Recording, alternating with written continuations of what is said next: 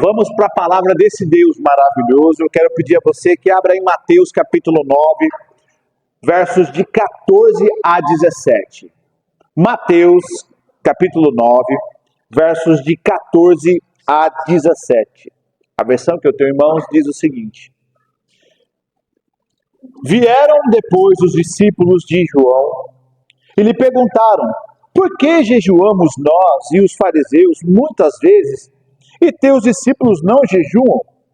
Respondeu-lhes Jesus: podem acaso estar tristes os convidados para o casamento enquanto o noivo está com eles? Dias virão, contudo, em que lhes será tirado o noivo, e nesses dias hão de jejuar. Ninguém põe remendo de pano novo em veste velha, porque o remendo tira parte da veste e fica maior a rotura. Nem se põe vinho novo em odres velhos. Do contrário, rompe-se os odres, derrama-se o vinho e os odres se perdem. Mas põe-se vinho novo em odres novos, e ambos se conservam. Pai amado, nós queremos te agradecer pela sua bondade, pela sua misericórdia, por meio, Senhor, desta igreja, nas nossas vidas. Obrigado pela tua palavra que é restauradora, obrigado pela tua palavra que traz vida aos nossos corações. Agora eu te peço, Pai amado, como em todos os cultos, domingos pela manhã, leva a nossa mente cativa ao Senhor, Pai amado. Repreenda, Senhor, todo o mal na esfera espiritual. Leva-nos a ouvir a Tua palavra poderosamente, Senhor. E transforma a nossa mente e o nosso coração segundo a Tua vontade. Tira todo o ruído e que o nosso coração possa estar focado na palavra que vem do alto. Que não seja a minha boca e nem os meus lábios a ministrarem, Senhor, ao coração dos meus irmãos, mas que seja o Todo-Poderoso Espírito Santo de Deus a ministrar em nós, a limpar a nossa alma e a ministrar ao nosso coração. É o que eu te peço e agradeço em nome de Jesus. Amém e amém. Queridos, o Evangelho é feito de histórias de pessoas iguais a mim e a você, mas que passaram por transformações absurdas em todas as esferas da vida. E essa é uma parte extremamente interessante, porque todas as vezes que você lê uma história de um personagem bíblico, parece que não se aplica a nós. Mas na grande verdade nós percebemos o quanto Deus pega seres humanos iguais a nós e proporciona uma transformação maravilhosa. Olha que interessante. Davi, ele passou de pastor de ovelhas a rei de Israel, por meio da ação do Espírito Santo. Esther, ela passou de órfã, criada pelo primo, a rainha da Pérsia. Raabe passou de prostituta, quase a ser extinta com o seu povo, para ser uma mulher cujo Messias viria da linhagem dela. Olha, olhando para essas pessoas e todos os demais personagens da Bíblia, é possível encontrar algo maravilhoso que é potencial para a transformação também das nossas vidas. Afinal, a narrativa que envolve essas vidas e a vida desses personagens deve refletir como um espelho para nós. Afinal de contas, a matéria-prima é a mesma. São seres humanos iguais a nós, com as mesmas falhas, com as mesmas limitações, com os mesmos problemas diários. A matéria-prima que estava nas mãos de Deus, quando toda essa transformação aconteceu, continua sendo a mesma. Deus continua sendo especialista em seres humanos e continua trabalhando com seres humanos falhos, limitados e pecadores, para fazer uma alusão à escola bíblica. Esses mesmos seres humanos falhos, limitados, pecadores e finitos passaram pela mão de um Deus soberano que não muda. Então pensa comigo nessa dicotomia. Deus é eterno, Ele é fiel e é leal aos seus preceitos. A palavra diz em Tiago que não há sombra de variação no Deus que nós servimos. E Ele continua atuando na vida de seres humanos, trabalhando, produzindo, reconstruindo, reajustando a vida dos seres humanos. E isso é extremamente interessante, por quê? Porque todos nós, como esses personagens, queremos passar por um processo de transformação. Quem, em sã consciência, quer ficar estagnado na vida? Eu tenho certeza que você não quer ficar estagnado na vida e ficar no ponto que você está. Eu não quero ficar estagnado também, não quero ficar no ponto que eu estou, eu quero sim progredir. Todos nós queremos ser transformados e alcançados pelo processo da transformação. Todos nós queremos respostas para as nossas perguntas e questionamentos acerca da vida espiritual, secular, financeira. Seja respostas religiosas, seja respostas emocionais, interpessoais. Questionar a vida é normal e desejar a transformação do ponto que nós estamos é normal. Mas olha só que interessante. Nesse texto que nós lemos, Jesus está reunido com um grupo de pessoas das mais diferentes estirpes e espécies. Olha quem está lá. Depois, se você tiver tempo, volta em casa, você vai perceber. Lá você tem os discípulos de João, que estão seguindo Jesus. João Batista provavelmente está preso nessa época, ele não havia sido degolado. Ele está vivo nessa época, então tem discípulos de João. Você tem fariseus que estão lá reunidos, começando a questionar Jesus. Inclusive são eles que iniciam o diálogo, porque eles falam assim, por que nós somos fariseus jejuamos, os discípulos de João Batista jejuam e os teus discípulos não jejuam? Então eles começam esse diálogo e essa conversa com Jesus para buscar resposta para a própria vida. Por quê? Porque eles estão, na verdade, sedentos por transformação. Eles estão sedentos por respostas que até então a religião não estava dando para nenhum deles. Eles estavam apegados e presos ao judaísmo. E olha só a resposta de Jesus. A resposta de Jesus, ela vem em formato de uma parábola, de uma metáfora. E agora eu vou pedir para você, volte ao texto, por favor. Olha o que Jesus fala, do verso 16 em diante. Jesus, para responder os questionamentos, Jesus, para responder esse processo religioso que estava se iniciando na vida dele, na vida dos discípulos, porque Jesus está trazendo algo novo, Jesus responde da seguinte forma, olha o verso 16. Ninguém põe remendo de pano novo em veste velha, porque o remendo tira parte da veste e fica maior a rotura, quer dizer, o buraco fica maior. Nem se põe vinho novo em odres velhos, do contrário, rompem-se os odres, derrama-se o vinho e os odres se perdem, mas põe-se vinho novo em odres novos e ambos se conservam. Jesus, de maneira metafórica, está dando a resposta que eles precisam para esse processo de transformação que eles estavam buscando. Afinal de contas, todo o povo estava sedento por uma resposta para a sua própria vida, para a sua vida religiosa. E Jesus, ao responder isso, ele introduz metaforicamente algumas condições para esse processo de transformação que todos nós queremos, porque ele é condicional. Portanto, o tema para a nossa meditação de hoje é condições divinas para viver o novo de Deus. Condições divinas para se viver o novo de Deus, porque afinal de contas todos nós desejamos uma transformação nova, o vinho novo nos nossos corações. Mas existe algo que é extremamente interessante. O Senhor sempre vai trabalhar pautado naquilo que nós entregamos para Ele. Por isso, a primeira condição para se viver o novo de Deus, o novo genuíno, é libertar-se de um coração dividido. Libertar-se de um coração dividido. No verso 16 ele diz o seguinte: ninguém remendaria uma roupa velha usando um pano novo. Essa versão NTLH, a versão dos dias de hoje.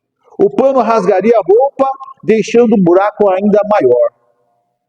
Jesus está usando uma parábola para explicar aos fariseus que a velha tradição judaica e os costumes do seu povo já não encontrariam mais espaço na nova aliança, que seria estabelecida pelo meio do sangue do nosso Senhor Jesus Cristo. O que ele está tentando dizer é o seguinte, que a antiga tradição que o povo estava tentando manter não teria espaço para o novo que Jesus estava trazendo. Ele está dizendo que um coração dividido que quer investir em dois polos não pode subsistir. E isso é extremamente interessante. Por que que não aceitaram Jesus como seu Senhor e Salvador? Não é só porque Jesus se declarava o Messias, mas é porque Jesus tinha uma proposta nova, pautada não mais na lei, pautada não mais nas regras, pautada não mais no ritualismo, mas pautada na vida e na lei que seria imprimido no coração. O que Jesus está tentando dizer para esse povo é: vocês querem uma vida transformada vivendo em um sistema antigo. O que eu estou trazendo para vocês é um sistema novo, é um sistema pautado no relacionamento com Deus que virá por meio do meu sangue. Só que não dá para equalizar as duas esferas. Não dá para você pautar, vocês judeus na época, pautarem a vida de vocês em um sistema religioso que não funcionou, porque a lei não salvava, a lei condenava. O que era necessário era a graça que viria por meio do sangue de Cristo Jesus. E o que ele está dizendo para esse povo é: não dá para conciliar dois modos de vida. E nós, de semelhante modo, assim como os judeus ritualistas que gostam de reter algumas coisas da velha vida e queremos aplicar a nova vida, sofremos com o mesmo problema.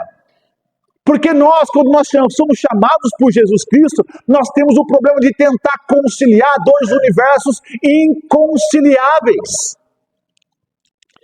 É algo completamente incompatível a velha vida, o velho plano, o velho padrão com a nova vida, com o novo plano e com o novo padrão de vida que Jesus tem para você. Lembra dos personagens que eu falei? Eu citei Davi, citei Esther, citei até Raabe. Foram personagens que entenderam que precisavam se decidir por Jesus e entenderam que precisavam entregar tudo e não viverem divididos. Davi entregou todo o seu coração ao Senhor. Raabe abriu mão da sua dinastia e do seu povo para guardar. Você lembra da história dos espias? É Raabe que guarda os dois. Ela abre mão do seu povo para viver uma nova história com o povo de Israel que estava chegando na cidade. Mas nós temos esse péssimo hábito de às vezes queremos conciliar dois universos inconciliáveis. O versículo diz: ninguém remendaria, uma roupa velha usando um pano novo, porque o pano rasgaria a roupa, deixando um buraco ainda maior.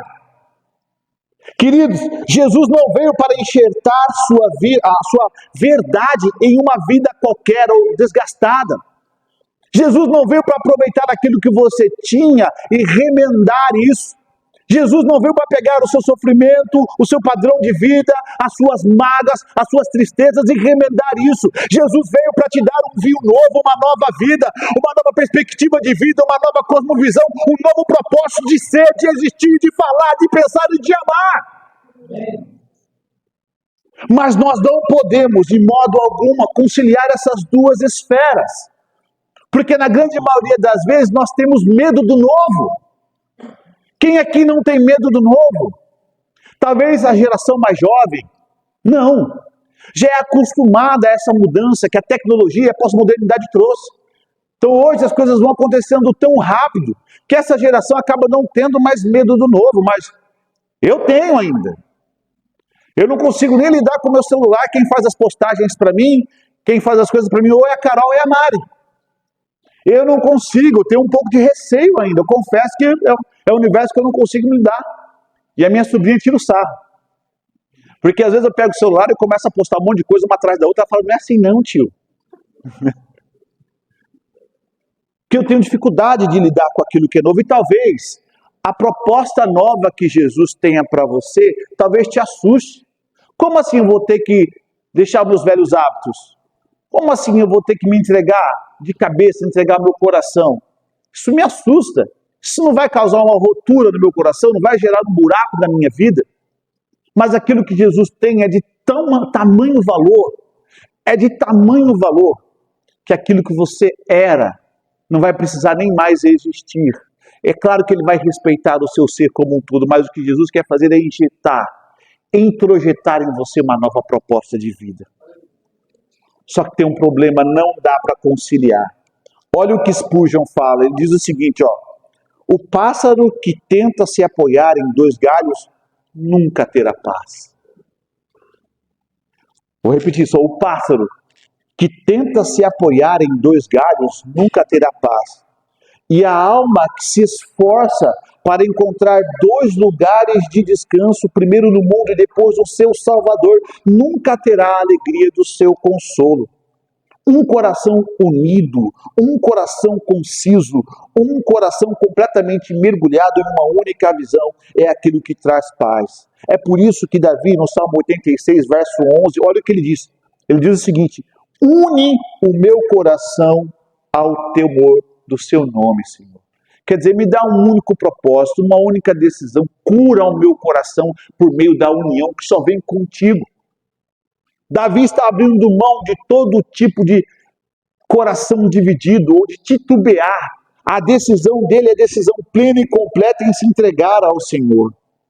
Aqueles que se entregam inteiramente a Deus são um povo abençoado porque tem de Deus a resposta íntegra do seu coração. Você sabe por quê? Deus não pode abençoar um coração dividido.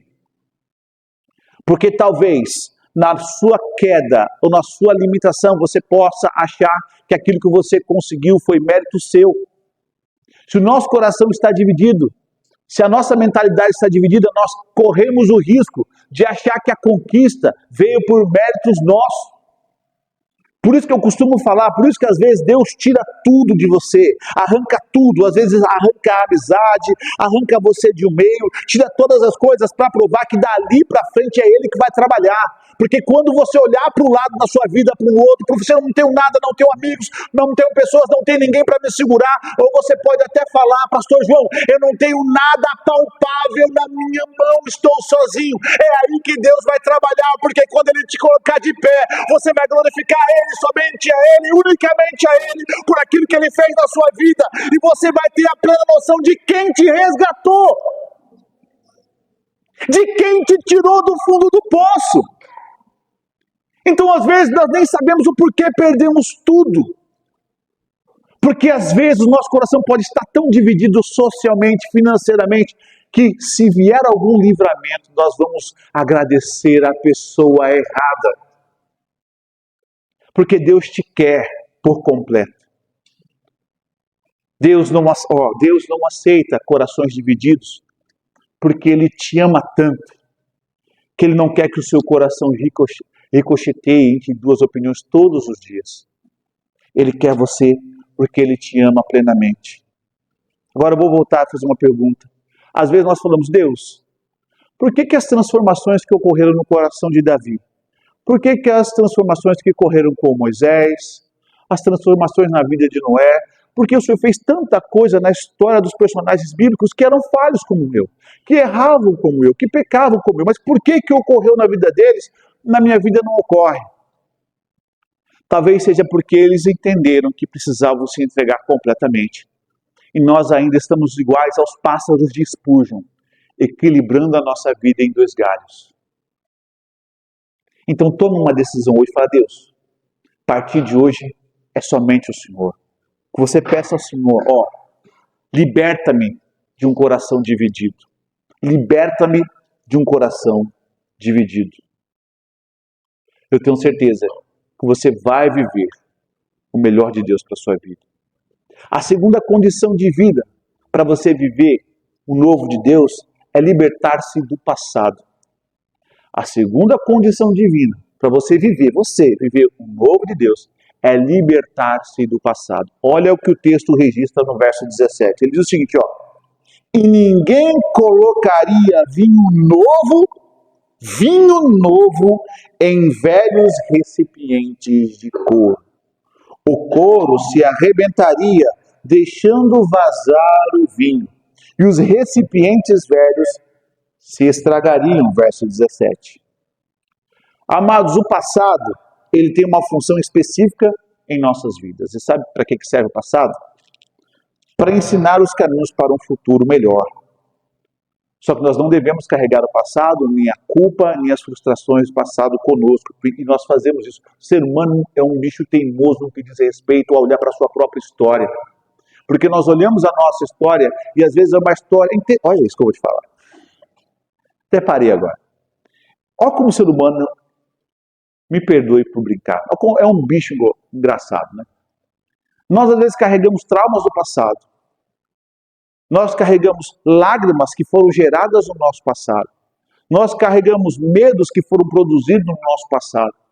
Nós trazemos constrangimentos que foram produzidos no nosso passado, mas é extremamente interessante como nós não abrimos mão dele. Como nós não falamos hoje para o nosso futuro e focamos no futuro.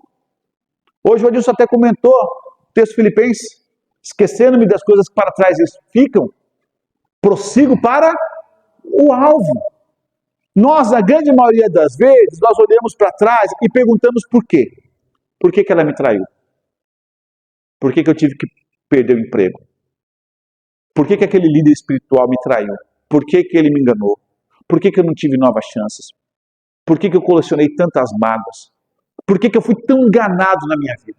E nós ficamos nesses porquês do passado e nos esquecemos que a vida não acabou no passado. Deus não deu um basta para você. Você está respirando? Fabinho, você está respirando? Sim ou não? Então é para o futuro que o ar do pulmão deve te conduzir. Porque às vezes nós apegamos ao passado e achamos que é ele quem define a nossa vida. O passado não define quem você é. O que te fizeram no seu passado não define o que você é.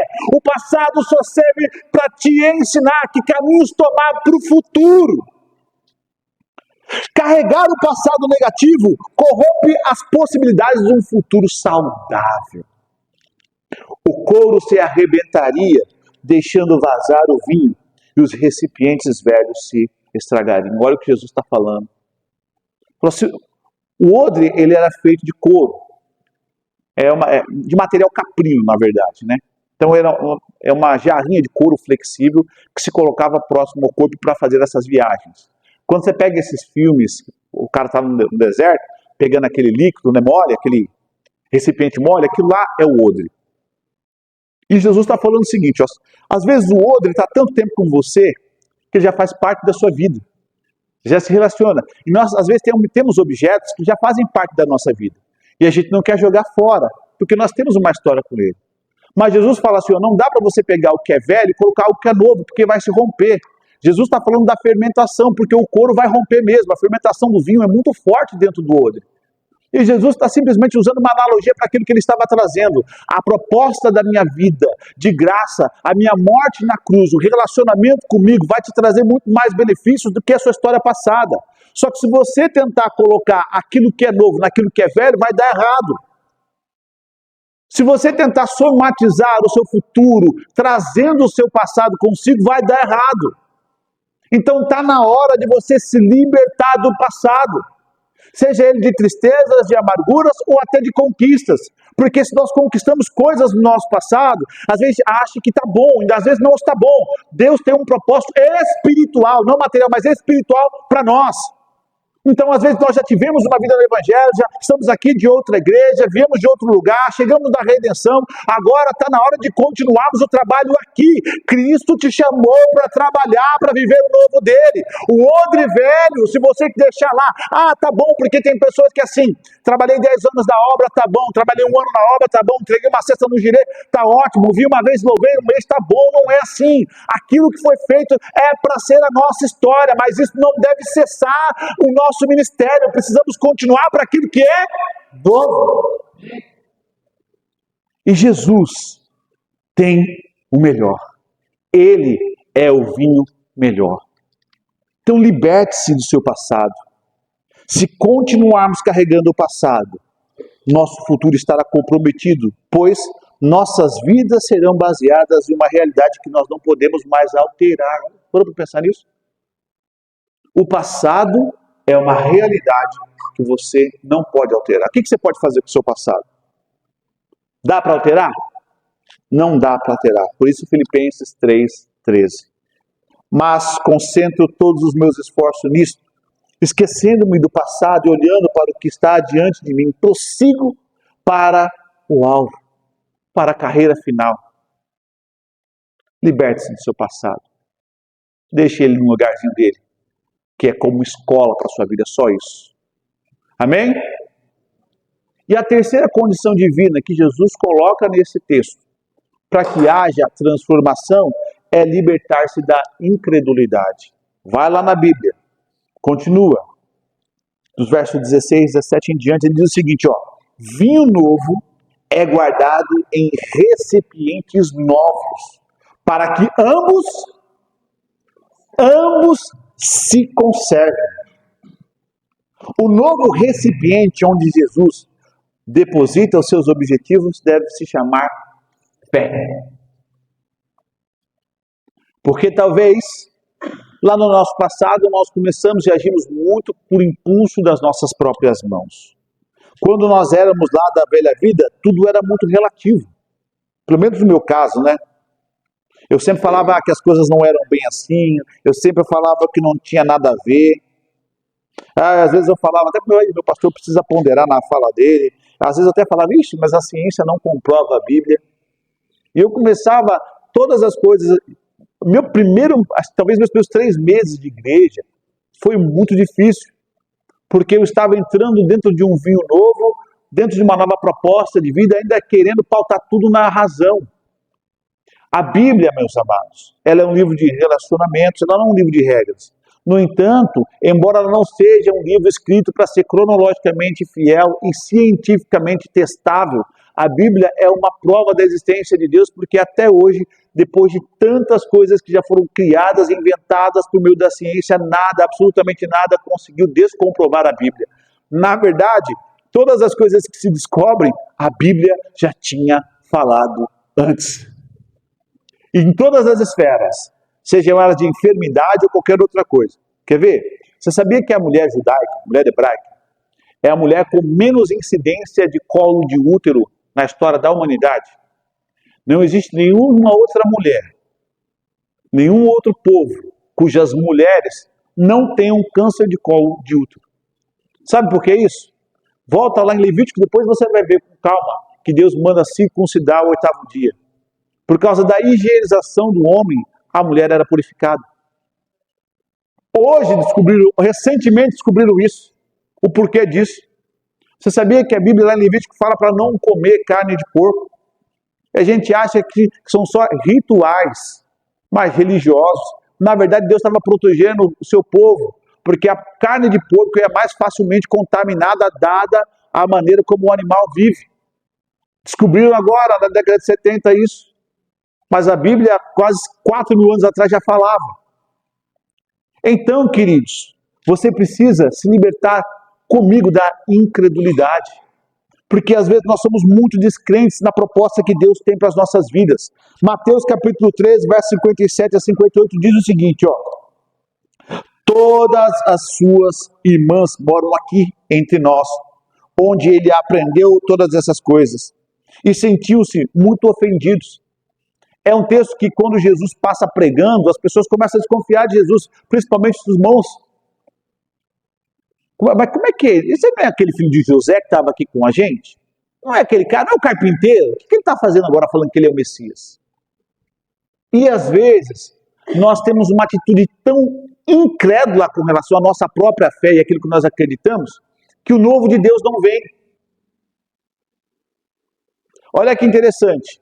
Quando a pessoa carregava o odre, ela precisava, interessante, além de trocar o odre, geralmente ela trocava também o tipo de vinho que ela ia colocar no odre. Sabe por quê? Porque às vezes aquele vinho antigo ficava com uma fermentação dentro de uma garrafa ou dentro de uma outra coisa, e eles jogavam dentro do odre novo e dava ruim. Só que às vezes o cara ele ficava com medo, ele falou assim, ó, não vou desperdiçar vinho, então eu vou colocar todos os vinhos misturados aqui dentro. Faltava fé. Então ele pegava vinhos misturados, jogava dentro do odre e se estragavam lá. Não dava, não pode. Ou seja, o cara tinha que ter fé que aquele vinho velho não prestava mais, ele tinha que jogar fora aquilo. E ele tinha que ter fé que ele ia colocar aquele vinho novo e que de alguma forma ele ia conseguir a providência. Às vezes, nós temos muita dificuldade em entender que a nossa proposta de vida é uma proposta de vida de fé em fé, de glória em glória. E precisamos crer que aquilo que nós vivemos aqui no domingo, aquilo que se é pregado, aquilo que se é vivido nesse púlpito, é uma realidade constatável nas nossas vidas. Porque aquilo que a Bíblia diz nos seus evangelhos pode sim ser aplicado à minha vida e à sua vida, mas a incredulidade às vezes nos impede. Às vezes a gente fica, será que é verdade mesmo esse negócio? Recentemente, eu estava vendo, eu gosto muito de canoagem e eu faço parte de um grupo, só faço parte, porque não opino nada, do RA Canoagem, que é do Alexandre, lembra, pá, do Ale? O Alexandre hoje, ele é um dos maiores hoje de canoagem aqui no estado de São Paulo. Começou comigo, nós temos a faculdade de íamos remar. E ele mandou no grupo da RA Canoagem um rapaz sendo engolido, alguém daqui deve ter visto, um rapaz remando o caiaque sendo engolido por uma baleia. A gente acredita porque a gente viu, mas a Bíblia já falou que isso aconteceu com o Jonas. Então, o quanto da nossa vida não muda porque nós somos incrédulos? Eu vou pedir para você ficar de pé.